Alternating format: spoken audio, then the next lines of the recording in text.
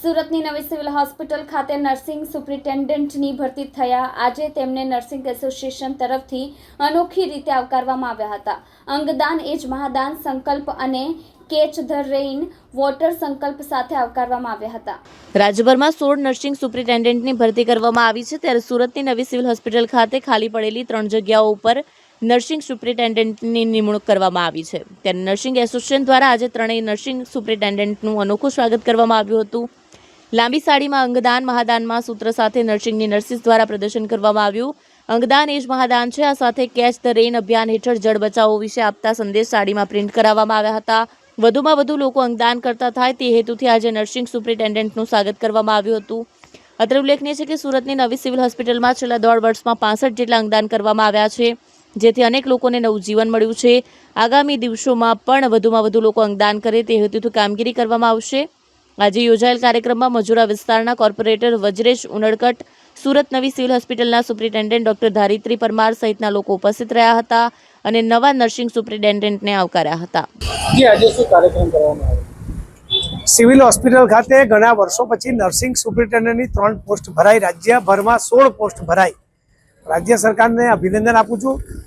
આમ લોકો કોઈ પણ અધિકારીને આવકારવા માટે પુષ્પગુચ્છ અને ફૂલને વર્ષા કરતા હોય છે, ત્યારે સિવિલ હોસ્પિટલના નર્સિંગ એસોસિએશન, તબીબી અધિક્ષક, આરએમઓ અને મજૂરા વિસ્તારના લોકપ્રિય નગરસેવક બ્રજેશભાઈ ઉનડકરની ઉપસ્થિતિમાં ખૂબ લાંબી સાડીમાં અંગદાનના સૂત્રો, પોસ્ટરો, કેચ ધ રેઇનના સૂત્રો સાથે આ બંને નર્સિંગ સુપ્રિન્ટેન્ડન્ટોને આવકાર કરવામાં આવ્યો. અંગદાન ચેરિટેબલ ટ્રસ્ટના પ્રણેતા દિલીપભાઈ દેશમુખના માર્ગદર્શન હેઠળ સમગ્ર ગુજરાતમાં અંગદાન એક મુહિમ ઉપાડી છે અને અનેક લોકોને અંગદાન પ્રાપ્ત થયા છે. સિવિલ હોસ્પિટલ અમદાવાદ હોય કે સુરત હોય કે જામનગર હોય, સુરત સિવિલ હોસ્પિટલ ખાતે 65 જેટલા અંગદાન છેલ્લા 1.5 વર્ષમાં થયા છે, જે થકી કોઈના જીવનમાં રોશની આવી છે. કોઈને હાથ તો કોઈને હૃદય તો કોઈને કિડની, આ અંગ પ્રાપ્ત થયા છે.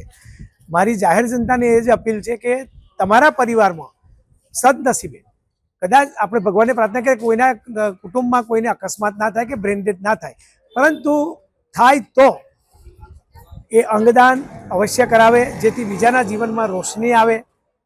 ઘણા લોકો અંગદાન નથી કરતા, એવી ધાર્મિક માન્યતા હોય છે, પરંતુ બીજા શરીરમાં જો એની કિડની કે હૃદય કે લીવર જશે તો એ જીવતું વ્યક્તિત્વ ગણાશે, એવું અમારું વૈજ્ઞાનિકપણે માનવું છે.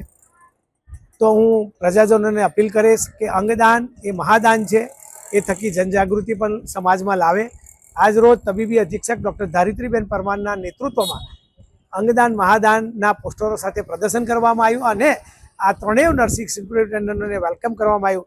નર્સિસ એ સેવાની મૂર્તિ છે. નર્સિસ એ દર્દી સાથે 24 કલાક રહેતા હોય છે, ત્યારે દર્દીના સગાઓને સમજાવવાનું, એની સાથે પારિવારિક ભાવના રહે, એની સાથે સારું વર્તન કરે, એ જ અમારો અભિગમ હોય છે. આભાર. ભારત માતા કી જય. વંદે માતરમ.